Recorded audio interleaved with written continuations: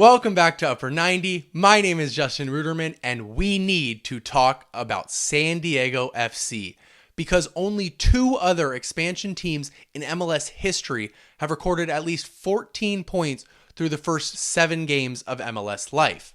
One of those was LAFC in 2018, and the other St. Louis City SC in 2023.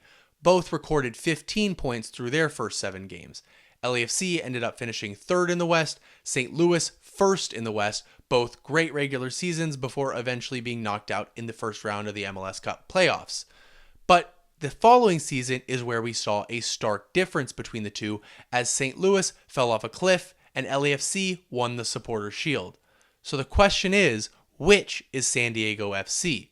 A one-season wonder or a future member of the MLS elite? Well, in those first 7 games, we can see they've already beaten 3 of those clubs who I would consider to be part of that MLS elite. Reigning champions LA Galaxy, who have obviously been struggling themselves, LAFC themselves, and Seattle Sounders, who LAFC notably beat in their first ever MLS game. But if we left it there, that would be a pretty terrible analysis. So what did we actually see from San Diego on the pitch in their first 7 games? Well, starting defensively, I think they've been on the upper end of at least what I expected them to be. They haven't been great, but they've been good, particularly Christopher McVey, who has recorded the 3rd most passes in MLS thus far. But where we expected them to be good was in attack, particularly on the wing, where I thought that they would have a winger pairing among the best in the league. It turns out they are the best in the league, at least outside of Miami. That is mainly because of Anders Dreyer, who is not only a goal scorer, but a fantastic chance creator, making up for the injury of the guy who is supposed to be the face of the franchise on the other wing, Chucky Lozano. Of course, he always brought those Carlos Vela comparisons when we're talking about LAFC and that Mexican star winger.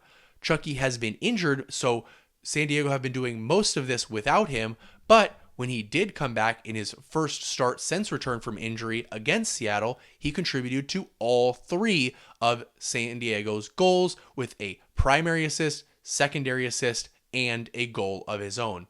But really for me, it's in the midfield for San Diego, where I expected Luca De La Torre to be fantastic. But Anibal Godoy has rolled back the years.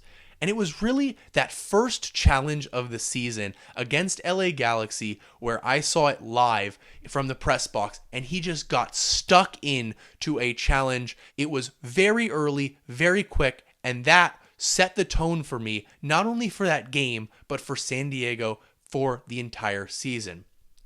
But it is mostly Captain Jep Tverskov, who may be the most important player not only to this team, but to their possession style. He has the 2nd most passes completed in MLS, and it's incredible the way that he is playing. He is a number 6, their captain, defensive midfielder, but if you look at his heat map, he looks like a number 8. He is all over the pitch doing everything for this team. And you look at what this team wants to be. How are they playing? How is Tverskov leading that? Well, the best comparison probably within MLS would be the Columbus Crew, because they want to control the ball and they want to beat you with it. That is much more like Bob Bradley's LAFC in 2018 than it is like Bradley Carnell's St. Louis City in 2023, where Bob Bradley loved the possession, Carnell loved the counterattack, although San Diego will give you a bit of both. San Diego is first in the league in possession, first in passes attempted, first in passes completed, first in passing percentage. They want the ball at their feet and they want to play through you and find ways to score goals with possession.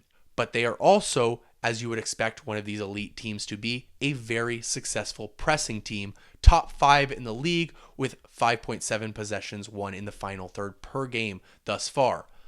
Unlike the Crew and many of those top possession teams throughout the world, though, they are seemingly willing to play longer balls if needed. They are top 5 in the league in long balls played and first in long ball completion percentage. That, to me, is key here because it shows that they have an ability to shift and evolve their play style in the future, much like LAFC has. Seattle is a good example where they did not have the majority of the possession, but they scored on set pieces and in transition. Both have become very common for San Diego because they can beat you in a multitude of ways, and that is going to be key to maintaining success not only through 1 year, but multiple years in this league if you can change the style of play and still be able to beat teams. We have seen that they score in many ways, and they score lots of goals. 5th in goals scored thus far this season, and we know that for St. Louis City, for example, they way overperformed their XG in 2023. They scored 64 goals from about 45 XG. That's not the case for San Diego. They've scored 13 goals from about 13 XG, right on target. Defensively, it's not that bad either. They're also 5th in goals conceded. Opponents are underperforming that XG slightly. They've scored 6 goals from 8.7 XG, but most of that has not actually been their opponents missing the target. It has been their goalkeeper, CJ Dos Santos, who has faced 8.5 of those 8.7 expected goals and kept them out with his quality goalkeeping. So last, but potentially most importantly, the reason I am confident in the long-term success of San Diego FC, that is because of CEO Tom Penn, who was also the co-founder and president of LAFC during their expansion launch back in 2018. Now, San Diego FC had a lot less time to launch themselves than LAFC did. That's why I thought it would take them a little bit more time. Clearly not. But I do have no doubt that that success will be long-term because of that. He knows how to build a club for the long-term success, not just for the time being. And a key piece of that is their Right to Dream Academy, where they have had teams playing throughout the world who have developed, and they have brought players through that development system and will be able to continue to do so.